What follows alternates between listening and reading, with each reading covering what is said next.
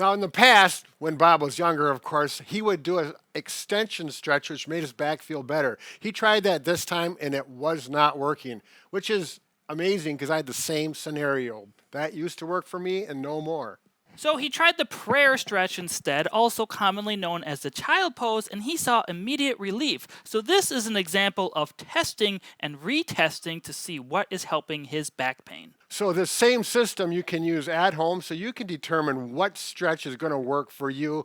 It always works well. So the prone press up test like this, which Bob first did, actually increased his back pain. Now, for some people, extending their spine like I'm doing here can actually increase their pain, while others, it may actually help.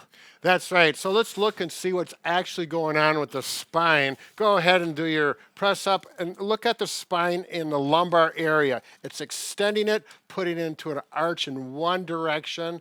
Okay. And now what you need to do is assess the pain or if it feels good while you're doing 5 to 10 repetitions. But not only that, but how it feels after you get done within the next 5 minutes up to an hour. Sometimes it may be a little uncomfortable here, but then when you get up and walk around, it feels good as a result of doing it. So it's important to note how it feels while you're doing it and after. So that's the test. And then the retest is how things feel after the exercise. Now, the stretch Bob did perform, known as a prayer stretch or child pose, you simply get on all fours like this, and then you rock your butt back towards your heels.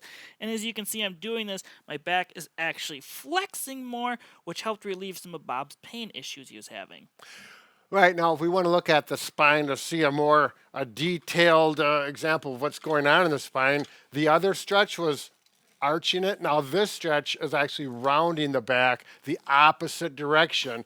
And with Bob's case, much better, felt better while he was doing it as a result and afterwards. So that means this would be the stretch you'd want to continue versus the press up stretch because it responded much better. So, to perform a prone press up, you may only start on your elbows like this, and this may be as far as you can go to begin with, and that is certainly fine. Now, some people over time, you can actually push up to the full range of motion. For some people, it may only be here. For others, it may be extended all the way.